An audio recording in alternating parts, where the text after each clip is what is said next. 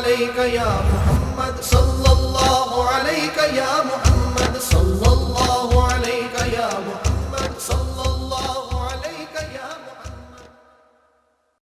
کسی شاعر نے یہ بھی لکھ دیا گناہگار پہنچے در پاک پر زاہد و پارسا دیکھتے رہ گئے. سبحان اللہ سبحان اللہ.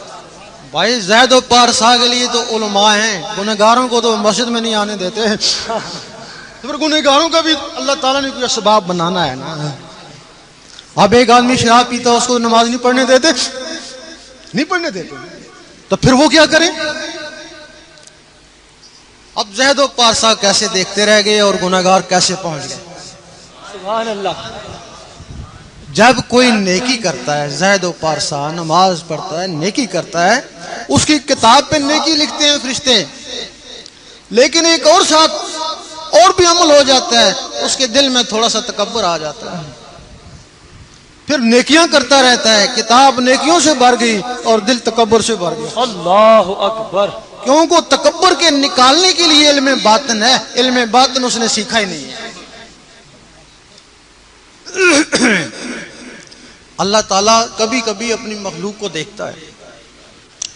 اس عابد زاہد کو بھی دیکھا، وہ کتابوں کو نہیں دیکھتا، وہ دلوں کو دیکھتا ہے. جب دل کو دیکھا تو تکبر سے بھرا پایا تو اللہ تعالیٰ اس سے بیزار ہو گیا. اللہ تعالیٰ اس سے بیزار ہو گیا. اب وہ جو گناہگار تھا اس نے کیا، وہ گناہ کرتا رہا، اس کی کتاب پر بھی گناہ لکھتے رہے، دل پہ بھی ایک سیاہ دھبا لگاتے رہے.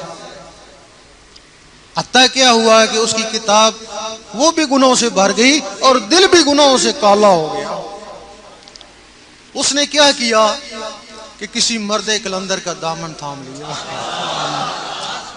اس نے اس کو دل کو صاف کرنے کا طریقہ بتا دیا. کتاب کو مٹانا نہیں سکھا سکا لیکن دل کو صاف کرنے کا طریقہ بتا دیا. سبحان اللہ. حدیث شریف میں ہے کہ ہر چیز کو صاف کرنے کے لیے کوئی نہ کوئی ہتھیار ہے، اور دل کو صاف کرنے کے لیے ذکر اللہ. اللہ اللہ سکھا دیا. اللہ اللہ سے اس کا دل چمک اٹھا، صاف شفاف ہو گیا. اللہ تعالیٰ نے پھر اس کو بھی دیکھا.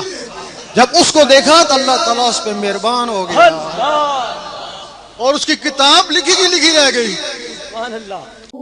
اللہ اللہ اللہ اللہ حق اللہ اللہ اللہ اللہ اللہ اللہ